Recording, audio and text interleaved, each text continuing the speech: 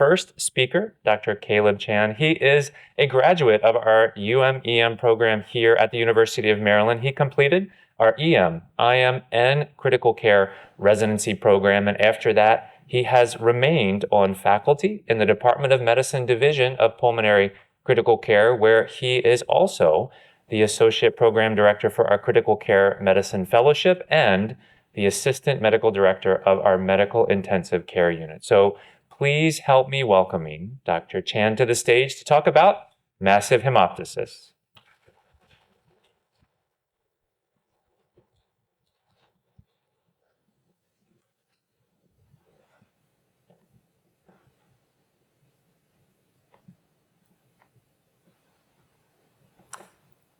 Well, thanks, Dr. Winters, and it really is a pleasure to be here today. As I was preparing for this talk, I actually felt more and more excited to give it, which I think is a good sign. So,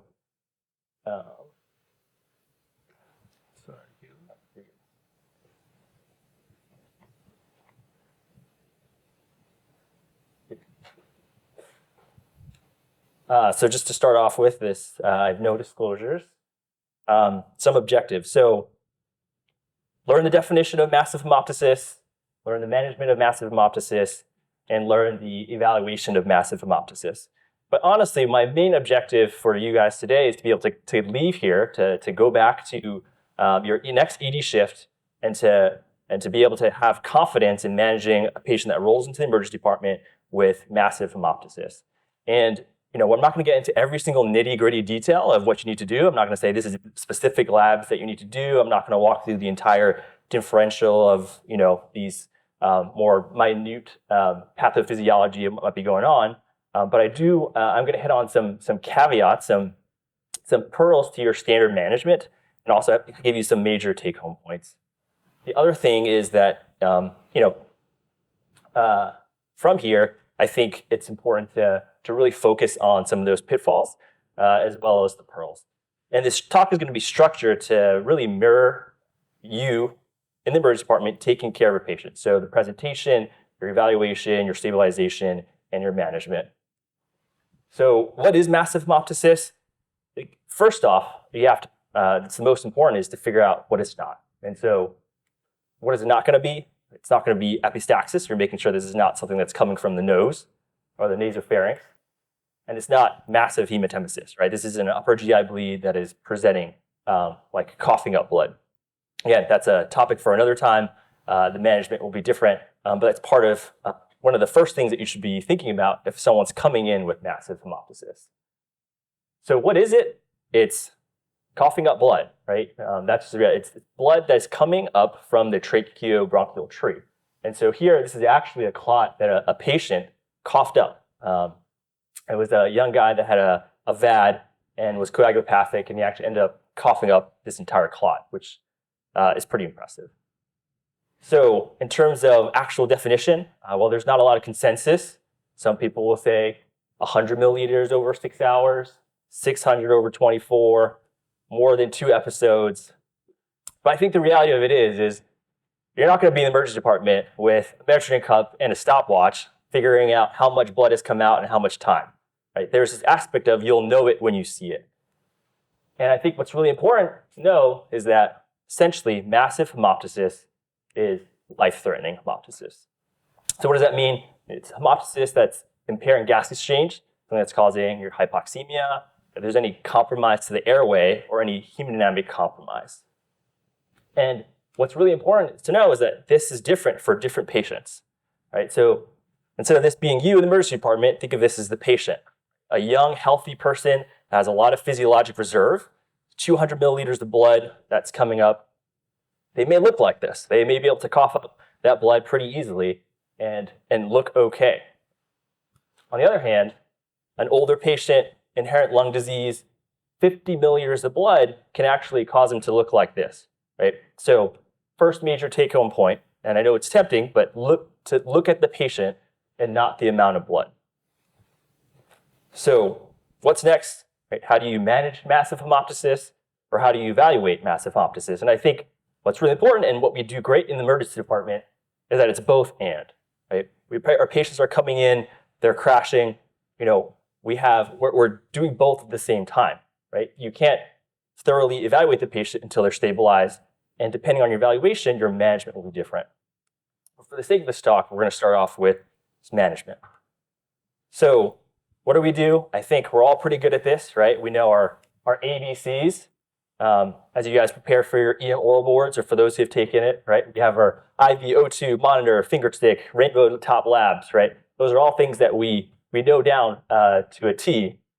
However, I just want you to picture right now, here you are, you're in the emergency department, whether you're sitting in the doc box or wherever you are, and a patient, EMS is rolling a patient with massive hemoptysis into one of your ED rooms, right? You turn around and pick something up to head into the room, and all of a sudden your intern's already there, intubating the patient ahead of the bed before you know it. I understand the sentiment, and I think that that's tempting for us. I think that that's something that we feel like, we've got to control the airway. That's the most important part. But what I want you to do is to just stop and think. I'm not saying the patient doesn't need to ultimately be intubated. Well, that's where they're ultimately going to head. But I do want you to stop and think, even if it's just for a moment. And we're going to talk about why. So the best way for this patient to clear out blood from their lungs is going to be their own intrinsic cough, right? Their cough is going to be the best way to get it out. And the largest airway that they're going to have to get it out is going to be their native airway. And it's just physics, right? If you put an ET tube, by definition, that tube will have to be smaller than that airway. And as you narrow that airway, you make it longer, right? You're connecting it to a vent. It's going to be harder for the patient to get out blood. It's a tube that can clot, as we'll see later, that can get blocked. And instead of the patient coughing up blood out of their own native airway, now you're passing a little tiny suction catheter into the tube to try and get it out. So again, just stop and think for just 1 second, because the patient's intrinsic cough is going to be the most important thing. What next? So I think if there's one thing I remember from med school, I think maybe that's been drilled into our heads during our med school rotation, and was it trauma surgery, or maybe the emergency department, we're like, bleeding lung down. And I think that is important, and we'll talk about it. But first off, how do you know which side it is, right? We may not know. And just like we talked about before, the most important part is for the patient to be able to cough out any blood that they might have. And so rather than just straight up, having them wheel in and then putting them on their side, really put them in a position of comfort, a position of getting out this blood and getting it out on their own if they're able. What about oxygen supplementation? I think there's an aspect of logic, right? This patient who's coughing up blood probably isn't the best candidate to be putting a mask on, right? To be putting it on non-invasive, to be blowing that blood back, or even something like non-rebreather, which can impede some of their cough. So I would lean towards your nasal cannula early. High flow nasal cannula is certainly an option, and you can get your flows and your FiO2 up if the patient starts decompensating, or you need to deoxygenate them, to pre-oxygenate them if they do need to be intubated. All right, so say your intern was right, and this patient actually looks like this. All right, you can unrestrain the intern, let them out from the corner where you had cut them, and you can let them intubate. All right, so hopefully they are wearing eye protection, right? That's probably the number one thing. Put on some gloves, get some proper PPE on. But what other things should you have? What other nuances are there to try to intubate this patient? So first, go big or go home. And this is really, really important to know. This is really crucial, is you need to use essentially the largest ET tube you can safely to be put into this patient. And so what does that mean? It means at least an 8.0 or larger, 8.5 in a male patient. And the reason why is, again, physics, right? Bigger tube, less likely to clot. If there are clots, you still have some more space. There will be decreased resistance to anything that might be forming in the ET tube from any clots. In addition, which we'll talk about later, it's really important for a bronchoscopy, right? So you're taking a tube, you're putting something else into the tube. In addition, we have some other instruments that we use, which sometimes we'll put alongside the scope into that AT tube, right? And those things are going to be crucial to trying to temporize this patient. And so remember, so go big or go home. All right, what else? So have your bougie ready. I think some of us may lean towards bougie as first pass. Like wherever you stand on that, wherever you are in terms of your camp, I think regardless, having your bougie ready is going to be important, right? This is an airway where you may not see much, right? There's blood there. All you may be doing is aiming for that air bubble that's coming up. And what you're going to be leaning on is feeling those tracheal rings or some standstill. And we'll talk a little bit more about some other possible uses of the bougie later on. You want to have your suction ready, ideally even have 2, right? Or 3, or however many you have, right? This is one where you want to be able to get out as much from the airway, get as much visualization as you can. All right, so Inter did a great job, intubated the patient. RT is like, all right, I'm just going to set the vent. And you're like, okay, go ahead. Or we just let the vent get set and we just forgotten? Right? No, right? So this is one of these patients where the vent mode can be really important. This is one where pressure control is not a great mode for a patient that might have clots still coming up into their ET tube. For those of you who have rotated with me in the MICU, right, airway resistance, right? If you have a clot that goes into the emergency into the endotracheal tube, that's going to increase resistance and it's going to decrease the amount of volume you're going to get for a given pressure difference that you set. So ideally, just aim for volume control. Even for PRVC, it's important to recognize and to talk to the respiratory therapist that there may be high peak pressures if clots start going into that ET tube.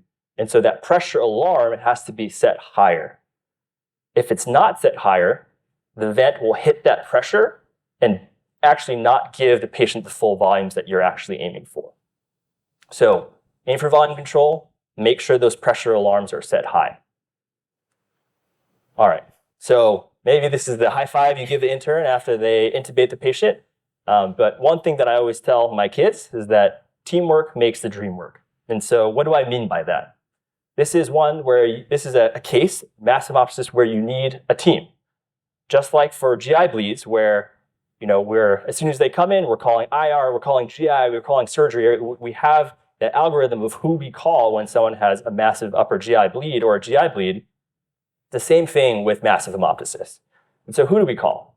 Right? That involves our radiology colleagues, our intensivists, interventional radiology, interventional pulmonology, if your hospital has it, which we have here at Maryland, and even possibly CT surgery. And we'll talk about these consultants in a little bit. And make sure you call them early. So just to summarize for this first part, what do? Treat the patient, not the amount of blood. Intubate, if you're going to intubate, make sure you use the largest ET tube possible and get your consultants on board early. And we'll talk about why. So patients stabilized now, they're intubated, they have an airway, they're on the vent. How do you evaluate? So this is how I picture all of you in the emergency department. Your patient clocks in, you have your attending, your resident, your intern, maybe the medical student is there too. You guys are doing great medical histories, right? So all joking aside, right, the history can be particularly important. And the reason why is, depending on what the cause is, the management will be different. And so, like I said before, I'm not going to go into every single little differential that might be the cause of this hemoptysis, but there are some important ones to know. So, any history of inherent lung disease. So, bronchiectasis is a major cause of massive hemoptysis. So, are they on any oxygen at home for any reason? Have they, do they have a pulmonologist? Ideally, this history taking can happen before the patient gets intubated, but if they are intubated, you lean on the patient's family, look through the record if you have time. Again, these are all things that may help you down the road, which we'll talk about. Any history of malignancy. So in developed countries, the major cause of massive hemoptysis is actually a malignancy. So malignancy that's eroded through the wall into a vessel, that's actually one of the major causes. Worldwide, however, the major cause is actually TB.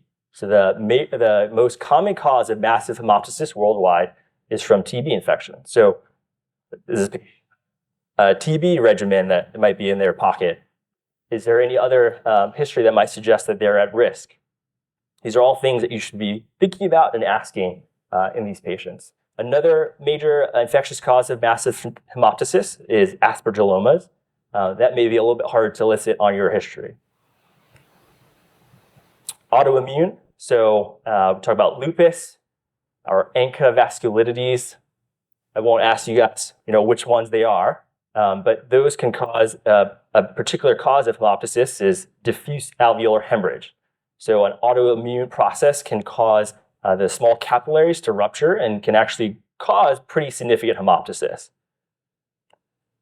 Any toxic inhalation, so cocaine is also a major cause of diffuse alveolar hemorrhage.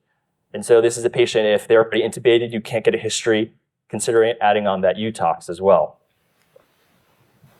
Any history of coagulopathy, so whether that means that they have a medical history that precludes them to bleeding, like severe liver dysfunction, which Dr. Sutherland will talk about later today, or are they on anticoagulation for any other reason? No. This is also one patient where, in addition to your standard coags, consider adding on fibrinogen to make sure they're not in DIC or some other physiologic process that can be causing their bleeding. And so those questions are actually broken down into top and a bottom. So the reason for that is that the cause, if it's localized, which the ones on the top tend to be, your management will be different than a diffuse process, which may be caused by some of these differentials. What next? Get a chest x-ray. This is actually my daughter at the Maryland Science Center. But what can you do at the bedside, right? Something that's quick, that's easy, doesn't involve sending the patient out who's having active hemoptysis off of the department so that they can code in the scanner, right?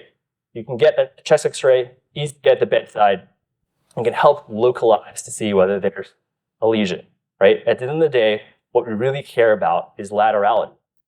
Talk about that a little bit more. So, what about the donut of truth? You may have a consultant that may push for you to get it early on, and that certainly is why we get our consultants on board. But it's not absolutely necessary, but it does help. Studies show that sensitivity for CT scan for finding the etiology of hemorrhage is about 70% or so, so not 100%, but it can give you some information. Again, if this is something that your consultants ask for, it's obviously something that can be done. But which one do you order? So, and this is really important, make sure the order is a CTA chest with delayed phase or with IV contrast. So, why? The major CTA that we order in the emergency department tends to be a CTA chest. But what that's protocolized for is the CTPA, right? That's the CTA of your pulmonary arteries, because most of the time we're looking for a pulmonary embolism. However, PE is actually not a major cause of massive hemoptysis. You can get some hemoptysis, but it is not a common cause. And if you get a CTPA rather than a CTA to look at the systemic arterial vasculature, you can miss a major cause of massive hemoptysis. So remember, not a CTPA. And this is part of why we communicate with the radiologist to tell them what we're looking for, but it's also important to make sure you put that in your order. So evaluation, get a history, if possible, get x-ray at the bedside or get some old images as well that may help. Get your fibrinogen and your tox screen in addition to some of the other labs that you might be getting. We said start with a chest x-ray. And if you're going to get a CT, again, CTA chest with delayed phase, not a CTPA. So patient is stabilized. You've done some initial evaluation. All right, what are the next steps? So to be honest, the next steps may be out of your hands. So why is that? So looking at our pulmonary vasculature, the major cause of massive hemoptysis, so 90% of massive hemoptysis caused by bronchial artery bleeds. Unfortunately, it's not really something that you can just put your finger on, right? It's not something you can just hold pressure. What we'll need is our IR friends. And this is how I like to picture them, sitting in their IR suite, super excited and chipper to receive our phone calls.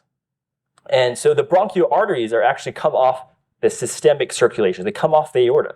So the pressures that you experience in your bronchial arteries are actually systemic pressure with systemic flows, which is very different from our pulmonary arteries, which have much lower pressure and a lower flow. And so what can they do? They can do selective angiography. They can localize the source of bleeding to do an embolization. So bronchial artery embolizations are actually or have high rates of success. A lot of studies show greater than 70%, some as high as 90%, in terms of reducing massive hemoptysis or resolving massive hemoptysis. So here's some images. This is an example of the CT scans, CTA, and then the IR angiography in the bottom left, which found a pulmonary AVM. That was the cause of massive hemoptysis. So what else? You can have remember these consultants that you called down earlier? These are our friendly intensivists coming out with their bronchoscope. Nowadays, our bronchoscopes are a little bit different than the ones they used back then, but a similar process. And this, again, is why we need a large endotracheal tube. So we're going to be putting a scope into an endotracheal tube. And so what can we do with that? So one, we can try and localize the lesion. Studies show that with a CT scan and a bronchoscope, it's about 80% chance of really localizing the source of a bleed. We can clear any clots that might be there, and we can even put in a blocker that we put in through alongside the scope into the endotracheal tube. And if we localize the source of bleeding, we can insert a balloon there and leave it in place to temporize the patient to get them to more definitive management.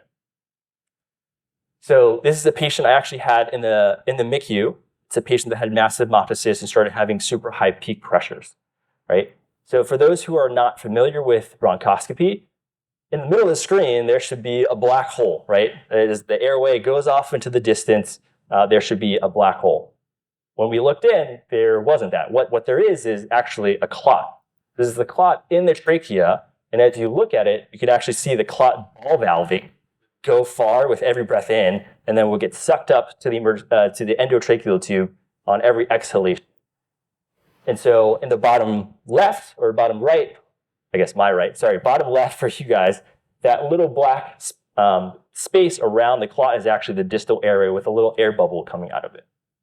And so again, this is one of those reasons why before you intubate this patient, just take a moment to stop and think, but also to get your consultants on board as well. Because if this happens after you intubate the patient, this clot that the patient may have been able to cough up is now getting sucked into to the endotracheal tube and getting stuck. And this is the clot that we actually end up being able to extract from this patient. So what else can you do? So those things that we're not really trained radiologists, we don't really do bronchoscopy down in the emergency department for the most part. So what can you do at the bedside? I think therapeutic touch is very, very important, but there are some other options as well. So at this point, if your intensivist has helped, or on radiology, on an X-ray, there's one giant mass on one side, and you're are highly suspicious that bleeding is coming from one side, we can put the patient in that bad lung down, that bleeding lung down position, to try and protect their good lung from blood spilling over the carina and going into their good lung. If you're really desperate and you are very, very confident in the location of this bleed and that it's a unilateral process, you can try to selectively intubate the good lung, right? To try and protect the good lung, to be able to oxygenate and ventilate the good lung and prevent the blood from entering that with a selective intubation. This is really important that you are very confident in which side the bleeding lung is and which one is the good one. But you can do it, and so a bougie can actually help as well. Again, not ideal. Ideally, you should be able to do this under bronchoscopic guidance. But if you are in a pinch, if you're in a center where you don't have any backup, you have no other help, you're sure the bleeding is coming from one side, this patient is getting hypoxemic and about code in front of you. If you need to, you can consider putting in that bougie and rotating it to the good lung to try and get it in there. Obviously, the success rates are going to be higher on that right side, just based off of anatomy. But there are some studies showing that 70% or so to try and get it into that left main stem as well. Again, this is something to do if you're back to the wall. And again, ideally, if you really are confident in which side is the bad lung. So important for these patients, if you do selectively intubate, definitely do not just set it and forget it, right? This is a patient that has now, you've taken half of their lungs capacity away, and you're only ventilating one. So make sure you have whatever volume that you were initially going to set and communicate that with the respiratory therapist. What are some other options? So TXA has been studied in hemoptysis, IV as well as nebulized. They both have shown some improvement in hemoptysis in terms of amount of hemoptysis that happens or decreased rates of recurrence. However, neither of them have been studied in massive hemoptysis. The data for nebulized is a little bit more robust. And again, this is one that is pretty cost-effective and simple to do at the bedside. There's not a lot of downside. So this is something that you can certainly lean on early on. Ideally, it's going into the patient and not just into the air or on their face. If, again, going back to our causes, if this is one that you know is autoimmune, if this is diffuse alveolar hemorrhage, again, this is not really a diagnosis you may be making in the emergency department on your own, but if you are talking to your intensivist, your pulmonologist, you can consider giving steroids. Again, this is not something that is going to immediately help this patient, but if, given the situation of emergency departments in the country, the patient is boarding in your emergency department for a long time, this may help down the road. All right, so what if all else fails, right? You've done all that you can. You may be in a facility that doesn't have access to some of these other interventions, and you are in trouble. This is where our CT surgeons may come in handy. This is how I picture them every time we give them a call. Super excited, pen and paper, and ready to hear our consults. And so what could they do? So they could offer a resection. This is not something that is done lightly. There's high morbidity and high mortality, but it is something that if they're refractory to everything else that you're doing, something that you can consider asking for. Some indications for a resection are massive hemoptysis caused by trauma or a iatrogenic PA rupture, which ideally should not be happening in the emergency room. And then, of course, we all love ECMO. VV ECMO is a possibility. So there are some case reports of massive hemoptysis, and a patient was put on VV ECMO as a temporizing measure to get them to more definitive diagnosis and management. So for the management, use your consultants, get them early. If you can lateralize them, put them their bad lung down, and you can selectively intubate if you are in a bind. TXA, nebulized, if you have it. If it's autoimmune, use steroids, and then you always have surgery there to give them a call if you're really at the end of the line.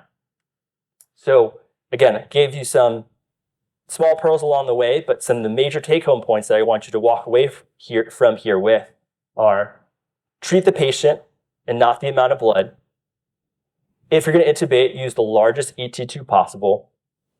Localize the source if possible, whether that's through history or imaging, and get your consultants on board early. Thank you.